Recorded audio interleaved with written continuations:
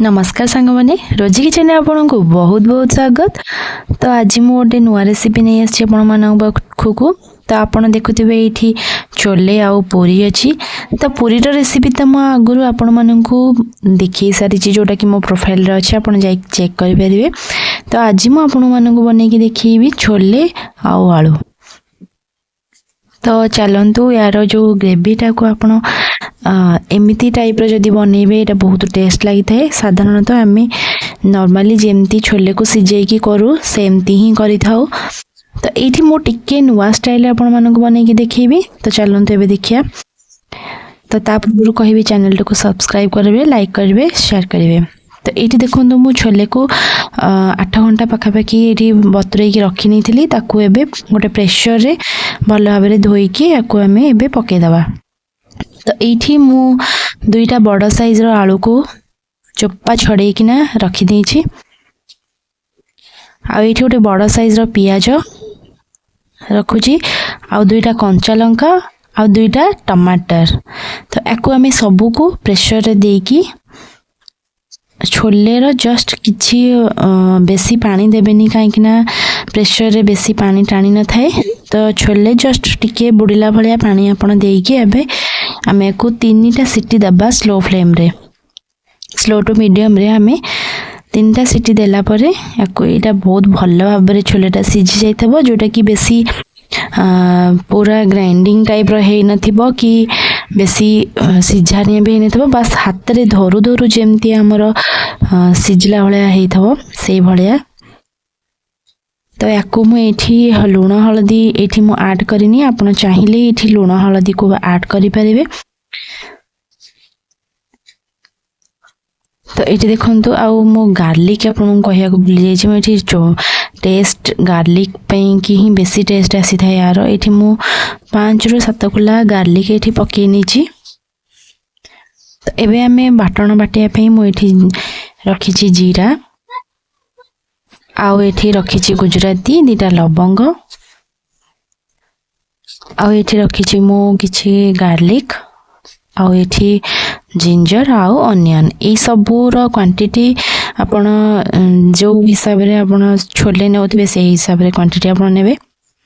ताको आमे सब को बाटी नै कि पेस्ट करके रखि नबा। एटी देखंतु मु आपन को देखौची 3टा सीटी देला परे छोले रो देखंतु केमती सिझी जाई छि पूरा भलो भाबरे। आ तापरे आमे जो टमाटर टा रखिथिले तार चोपा को बाहर करिकी टमाटर टा को छाड़ दबा। आ जो आलू गुड़ाक आमर सिझी जाइए ताकू आम एमती हाथ रे आस्ते आस्ते टिके छोट छोट पीस करिकी ताकू छाड़ी नबा।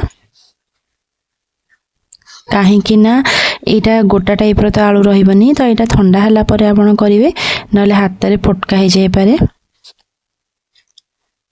तो ये देखो मु सबू को टिके जस्ट क्रॉस माइला भाया को सबू को ये करके रखी नेबी।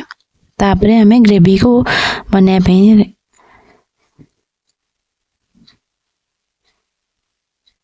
तो ये देखो आलू को एमती आपण जदि ताती थबो ताले एई भलिया भाबरे गोटे बड़ स्पून रे आपण कोन करिवे ना कट कट कर देबे।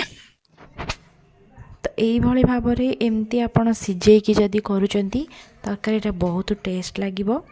आउ एटा पानी चा भी देखा जीवनी। तो थरे एमती बनै कि देखंतु ना केमिति लागुची।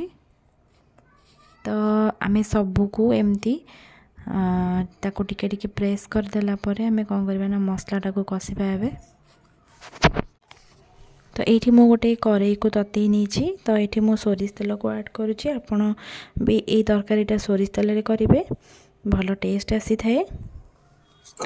तो ये देखो तेलटा बहुत भल भाव में उषुम हेबा परे तो गोटा मसला जो आम रखी थे गुजराती दालचीनी लवंग तेजपत्र को आम ये ऐड कर नबा।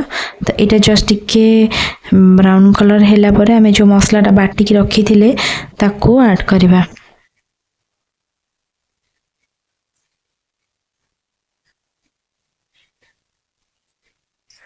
ये देखो तो मो मसलाटा तो ऐड कर नहीं आम भल भाव में मिसई नबा।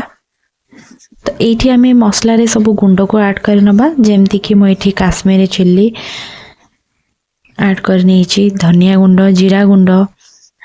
तो ये मु जीरा को बाटी नहीं थी से मुझे जीरा गुंड को ऐड करूनी धनिया गुंड ऐड कर दूची। तापर हलदी गुंड स्वाद अनुसार लुण आम ऐड करनबा जेहेतु मो सिजा जो छोले को मुझे सिझे तादेह लुण पकई नी से तरकारी सबू क्वांटिटी देखिए लुण ऐड करुच्ची। तो आपड़ जदि सिझारे लुण हलदी ऐड कर से अनुसार मसला ऐड करेंगे। तो ये मु आउ गोटे मसला नहीं जोटा कि हूँ यहाँ करी पाउडर ये ऐड करची मु।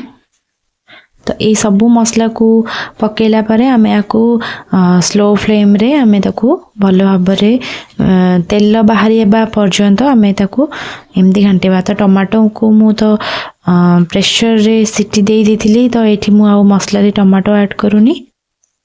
तो देखो तो मसला हे आसला पर तेल छाड़ी गलानी। तो ये देखो तो मो छोले जो सिझे थी ताकू सब को ऐड कर नौची। तो ये मसला आपड़ पाखापाखि 10 रु 15 मिनिट को कषिबे भल भाव में तापर ऐड करेंगे ना कंचा स्मेल आसी थाए मसला रू। तो आपको आम जी आपणकर क्वांटिटी पानी दरकार आप झोल रखा चाहते से अनुसार ही आप पानी देबे। तो ये आप सब चेष्टा करेंगे कि गरम पानी देवाई गरम पानी देले भल तरकार टेस्ट आसी थाए। तो ये आम कि समय या पानी मरिया पर्यंत छाड़देवा आपणकर जी क्वांटिटी झोल रखा चाहते। तो यहाँ तो बहुत भल भाव में जिते हो आम कौन करना गरम मसला ऐड करके धनिया पत्र ऐड करके ओल्लैदबा। तो ये देखो मु गरम मसला ऐड कर देछि आपर धनिया पत्र ऐड करके एबे मु एटा रेडी हे गेला छोले। याको पूरी सहित खाइले बहुत टेस्ट लगी थे। साधारणतः रुटी सहित हो भात सहित आप जेकोसी जहाँ सहित लगे खाई पारे। आ एमती ही थरे निश्चिंत बनातु। तो नेक्स्ट रेसिपी रे आपण सहित देखा हबो। रहूची धन्यवाद।